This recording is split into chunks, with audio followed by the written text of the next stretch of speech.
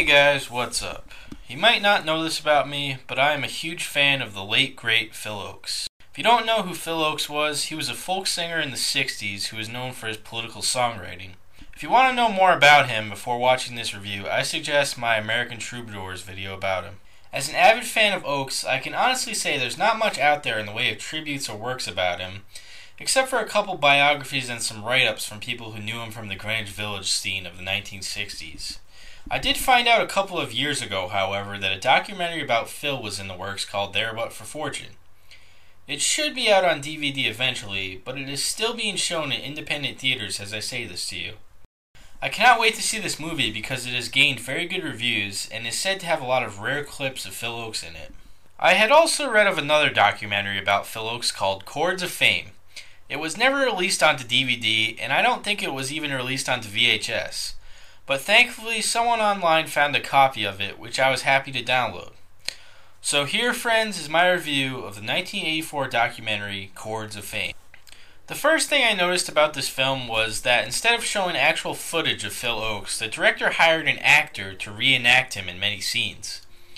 While I found that this actor, Bill Burnett, sounded very much like Phil, he didn't really look like him at all. I don't know if the producers of this film couldn't afford to use footage of Phil, but the fact that you're watching a documentary about a folk singer without hearing his actual voice once throughout it is a little bit of a letdown. Also, the Phil Ochs in this film seems to have some kind of newscaster haircut that looks nothing like the real one the artist had. Comparing the pictures of both the actor and Phil, you can plainly see that the latter always had a kind of James Dean hairstyle, which contrasts greatly with what is shown in the film.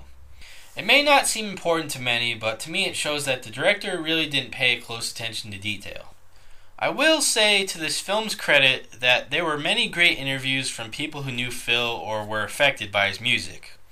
We have folk legends such as Pete Seeger, Pete Yarrow, political activists such as Jerry Rubin and Abbie Hoffman, Phil's brother Michael, and a lot of people who knew him from the Greenwich Village folk scene of the day.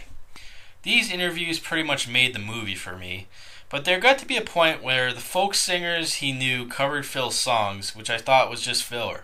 I just wanted to hear the real Phil Ochs playing these songs during the film, but we only hear them being reenacted by an actor playing him or by his musician friends.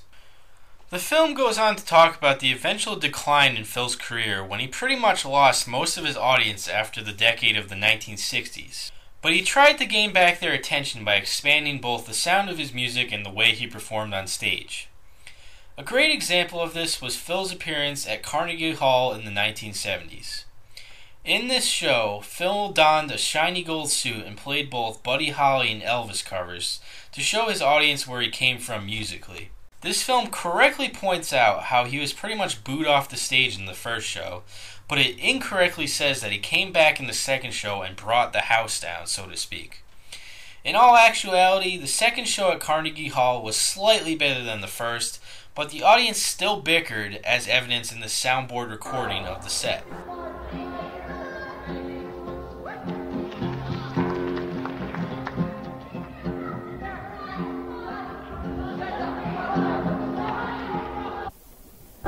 Here comes the song, here comes the song. Here comes the song. Here comes the song. There is no intellectual, there's no seer, there's no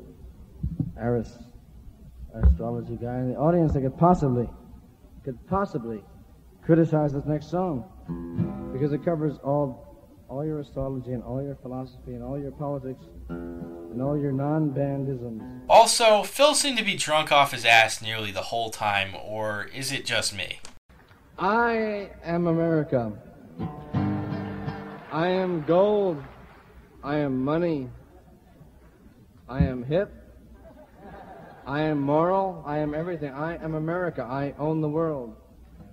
I, Phil Ochs, own the world. I, America, own the world. Anybody in the audience tonight who can afford one of these outrageously priceless tickets priceless is a word in the word for racist, is sitting here affording one of these tickets. You're American. You're outrageous.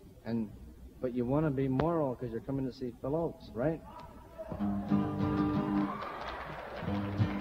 As the psychedelic movement would say, far out. Anyway, getting to the point, I have to criticize the film's portrayal of this event because it was one of the first signs of Phil's decline as a musician. He was basically experimenting with a new style of songwriting and onstage persona, and was in turn completely lambasted by his own fans. I will give credit where credit is due, however, and say that the film did well to cover Phil's feelings on the hippie counterculture of the 1970s and his slight disillusionment with it. This film accurately portrays his career-long alliance with left-wing politics, but his opposition to the drug culture and the way hippies conducted themselves to achieve change. In order to have a real revolution, you have to have one country. To have this freak counterculture is isolationist, and Nixon is using it against us. Nixon is very definitely conducting his campaign and essentially using the line, no matter what you might think of me, I'm straight, and I'm a regular guy, and if you don't have me, you're going to have some hippie freak who's going to have dope in the streets and destroying the country. And he's using that line very, very effectively.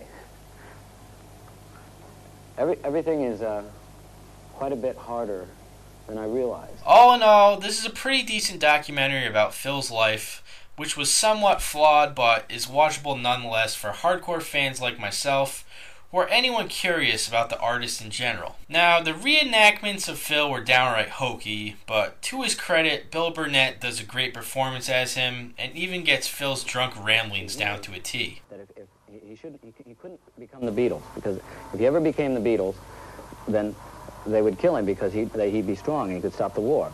But the war is over. So now, the real Phil Ochs can emerge safely. And his name is Train. Still, I must say that not hearing the real Phil Ochs during the entire documentary is completely disappointing. We are actually only shown one short clip of Phil after the credits are rolling. It just didn't make any sense to me, but I'm digressing here. I'm still extremely excited to see There But for Fortune, the new Phil Ochs documentary, sometime within this year or the next, so I will keep any Phil Ochs fans posted and do another review if I actually see it. That's all for my review. Thanks for watching, and have a great day. Moon was a ghostly galleon tossed upon cloudy seas, and the road was a ribbon of moonlight over the purple moor, and the highwayman came riding, riding, riding. Yes, the highwayman came riding up to the old inn door. Over the cobbles he clattered and clashed in the darkened yard, tapped with his whip on the window, but all was locked